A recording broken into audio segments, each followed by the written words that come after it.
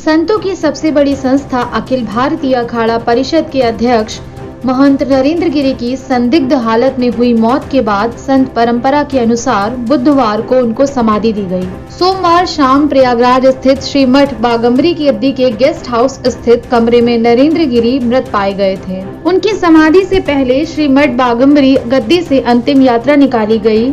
यहाँ पार्थिव देह को स्नान कराने के बाद अंतिम यात्रा हनुमान मंदिर होते हुए श्री मठ बागम्बरी गद्दी पहुंची, जहां समाधि देने के बाद की प्रक्रिया शुरू हो गई। आइए जानते हैं कि ब्रह्मलीन संतों को अंतिम संस्कार में क्या क्या विधान होते हैं। ब्रह्मलीन महंत नरेंद्र गिरी की भू समाधि में पार्थिव देह रखे जाने से पहले चीनी नमक डाला जाएगा। पार्थिव देह चंदन का लेप लगाकर बैठने की मुद्रा में रखी जाएगी। मौजूदा महात्मा व आम जन पुष्प, पैसा, मिट्टी आदि अर्पित कर प्रणाम करेंगे। श्रीमठ बागम्बरी गद्दी में समाधि के बाद गुरुवार को धूल रोट का आयोजन होगा।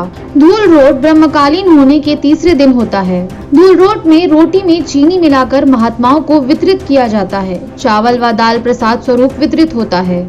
सभी संत इसे ग्रहण कर मृतक को स्वर्ग प्राप्ति की कामना करते हैं।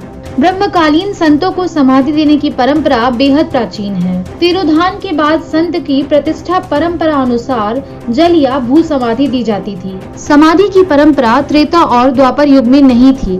इसकी प्राचीनता का अनुमान भगवत पाद, जदगुरु आदि शंकराचार्य की समाधि से लगाया जा सकता है, जो आज भी केदारनाथ धाम में विद्यमान है। ब्रह्मकालीन होने के बाद सन्यासियों का दाह संस्कार नहीं होता, उन्हें जल व भू समाधि देने का विधान है।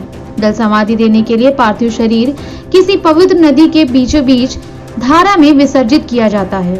इस दौरान पार्थिव शरीर से कुछ वजनी वस्तु भी बांध दी जाती है ताकि शव उतारे नहीं। भू समाधि में पार्थिव शरीर को 5 फीट से अधिक जमीन के अंदर गाड़ा जाता है। श्री काशी वेदांत परिषद के महामंत्री डॉक्टर रामनारायण द्विवेदी के अनुसार संतों को भू समाधि इसलिए दी जाती है ताकि कालांतर में उनके अनुयायी अपने आराध्य का दर्शन और अनुभव उस स्थान पर जाकर कर सकें। हरिद्वार में शांति कुंज के प्रमुख श्री राम शर्मा आचार्य व मां भगवती देवी की स्मृति में सजल स्थल है। काशी में बाबा अपारनाथ की समाधि आज भी है, जिन्होंने औरंगजेब जैसे क्रूर शासक से भी मठों मंदिरों का निर्माण करवाया था। भक्ति काल में जब तमाम संत धरा पर अवतरित हुए, उस समय समाधि परंपरा कुछ अधिक ही प्रचलित हुई। स्वामी गोस्वामी तुलसीदास, रैदास, कबीरदास और सूरदास समेत अनेक महापुरुषों ने भू समाधि को श्रेष्ठ बताकर इस परंपरा को सम्मान दिया। भारतवर्ष में सिद्ध संतों ने जीवित समाधि की परंपरा देखी गई। वाराणसी में हाल ही में काशी अन्नपूर्णा मठ मंदिर के महंत रामेश्वर पुरी ने भी भू समाधि दी गई। यह मठ की परंपरा के विपरीत था, लेकिन उनके द्वारा सहेजे सवारे गए अन्नपूर्णा ऋषिकुल ब्रह्मचार्य आश्रम में उनकी समाधि आज बटुकों के लिए प्रेरणा पुंज है। Bureau report, Dastak times.